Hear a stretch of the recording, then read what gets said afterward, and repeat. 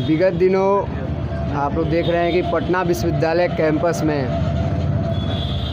मंडल जी के मूर्ति को लेकर एक जो राजनीति चल रही है, उसमें पटना विश्वविद्यालय के छात्रों के द्वारा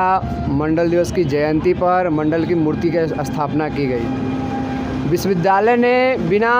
कोई नोटिस के, बिना कोई सूचना के उनकी मूर्ति को हटा दिया,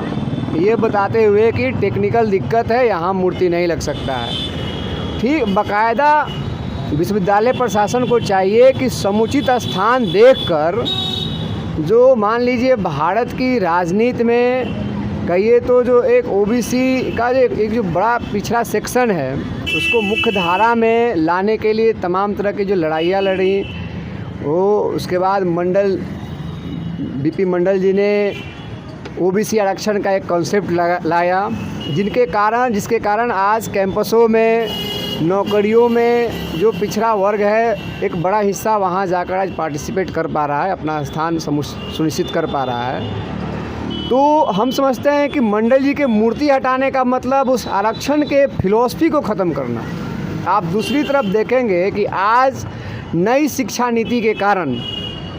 जो फ़ी हाइक हो रहा है, तमाम जो कोर्सेज हैं फ़ी हाइक हो रहा है, कैंपसों को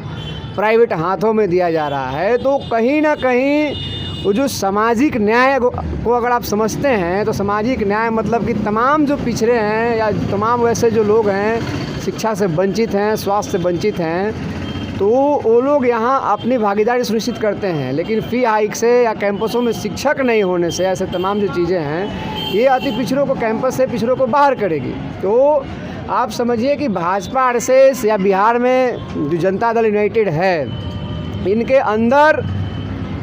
ये आरक्षण को लेकर बहुत कुलबुलाहट है। ये एकदम से चाहते हैं कि इसको ख़त्म कर दिया जाए। तो हम मानते हैं कि पटना विश्वविद्यालय में बीपी मंडल समेत भगत सिंह और अंबेडकर या हमारे जो तमाम आइकन हैं, उनका मूर्ति एक सुनिश्चित जगह पर समुचित स्थान देकर लगाया जाए। मंडल जी की मूर्ति तो तत्काल लगाया जानी चाहिए। दूसरी बात, इस प्रेस कॉन्फ्रेंस का जो मुख्य जो एजेंडा था कि हम लोग कई दफ़ा पटना विश्वविद्यालय में शिक्षकों के सवाल पे हम लोग कुलपति से मिले, पीआरटी जो होता है, पीएचडी एंट्रेंस टेस्ट, उसको लेकर मिले, तो उसमें कुलपति कहते हैं कि हमारे पास शिक्षक नहीं है, इसलिए हम पीआरटी नहीं करवा पा रहे हैं। अब सोचने वाली बात यह है कि एक तरफ केंद्र सरकार या राज्य सरकार ढिंढोरा पीट रही है, कि नीतीश कुमार ढिंढोरा पीट रहे हैं कि हमने शिक्षा के क्षेत्र में ये बदलाव कर दिया, वो बदलाव कर दिया, और आज पटना विश्वविद्यालय का कुलपति कह रहा है कि हमारे पास शिक्षक नहीं है और इसलिए हम पीआरटी नहीं करवा पा रहे हैं।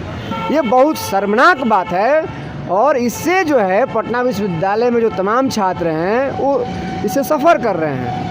और मान लीजिए पीएचडी से वंचित रह जाएंगे। मेरा जो मुख्य एजेंडा है इस प्रेस कॉन्फ्रेंस को लेकर, कि समझिए कि पटना विश्वविद्यालय में हर बार रिटन टेस्ट के एग्ज़ाम मार्फत एग्जामिनेशन होता था, उसके बाद नामांकन होता था बच्चों का।